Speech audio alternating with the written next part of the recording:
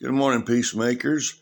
Here we are on the 27th day of March, coming towards the end of March, and spring is here, and just glad to see it come, for one. I wanted to share with you something that I read this morning, reminding me of just where we are in this world. Psalm 122, verse 6 says, "Pray for the peace of Jerusalem. They will prosper that love thee. Love thee." And so people have used that. Of course, it's been mentioned a number of times, particularly since October 7th of 2023. But I want you to notice that following that in the Psalm 122, it says, "Peace be within thy gates, peace be within thee." It's obviously talking about something that we don't see in the immediate future, because it is anything but peace happening for Jerusalem. We know the war of Ezekiel 38:39 is still to come. We know that Israel's neighbors, their surroundings, as well as those from a distance off, the Russia and others, Iran, are going to continue to be contentious and want to take that land from Israel. We know that that's the case. So immediately, in the immediate future, that's not the peace is not doesn't make sense to it doesn't make sense for us to pray for the immediate peace, because it's not going to happen. But we need to pray for the peace of Jerusalem, because what that actually means is the coming of the Messiah. To pray for the peace of Jerusalem is to pray for that time when there will be peace, when Jesus will come and will set up his kingdom, his millennial kingdom, and there will be peace, because he will reign, he will rule, and rule with a rod of iron. I'm looking forward to that day. I know you are too, as a believer. We need to pray for that it comes soon. Not immediately, obviously. It won't come immediately, but it will be coming soon, and relatively soon, okay? Not soon enough for a lot of us. I'm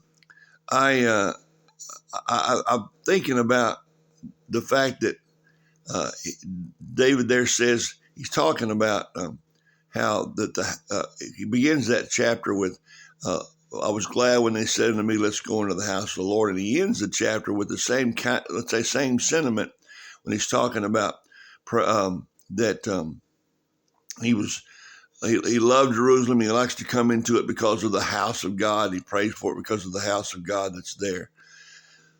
We all understand. We know that God doesn't dwell in temples made with hands. I don't care about the brick and the mortar and the stone walls of Jerusalem. I don't care about the buildings that are there. That's not the point. The point is that promised place of the rulership, if you will, of the coming Messiah, of the King of Kings and Lord of Lords. That's what makes it special. That's what makes it a special place. God has chosen that as the place. So because of that, it is a special place. And we need to be regularly praying. I pray on my prayer list. I've got prayer. I got the peace of Israel, the peace of Jerusalem. I pray for that every day. And I think we should do that, seeking the coming of the Lord and in his time. It does some things for you. First of all, it puts things in perspective about the Middle East and what we expect.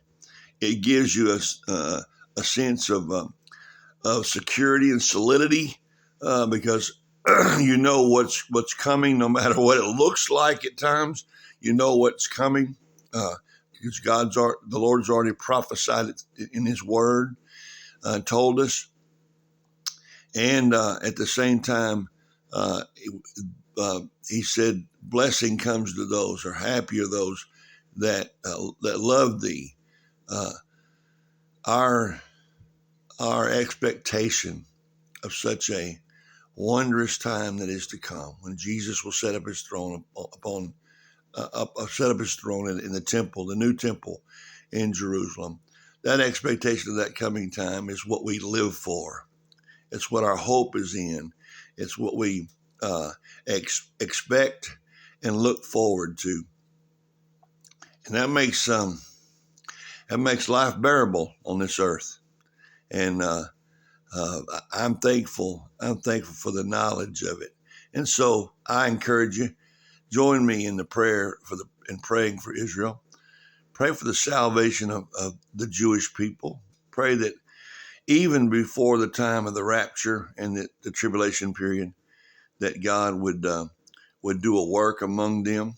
There are a number of ministries and churches that are working to support those ministries in Israel, where Messianic Jews that actually believe that Jesus is the Messiah and are trying to preach the gospel of Jesus Christ to them, to the Jew.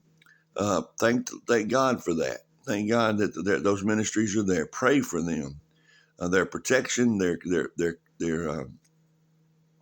security, and God will protect them and use them in a mighty way so that many Jewish souls can come to Christ even before the tribulation period and the 144,000 are set aside.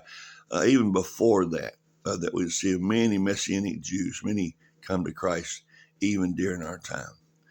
I want to ask a special prayer request for you. It's personal in a sense. I have a student at Southeastern in one of my classes. Her name is Jakira. And Jakira has gone through a very tough time this last month. Just 2 weeks ago, her father and her brother was killed in a car wreck. And then following that, just a day later, her other brother, presumably because the father and the other brother was killed, he killed himself. And so this girl has faced such just unbelievable loss in just a short time.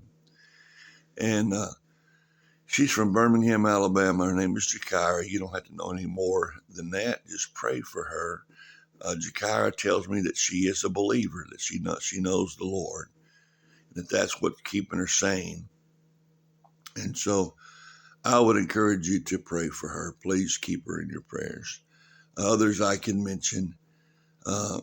Many more need our prayers as well, but just take a look at the prayer list when I send it out, and remember to pray for those as you go to the Lord each day in your quiet time. God bless you.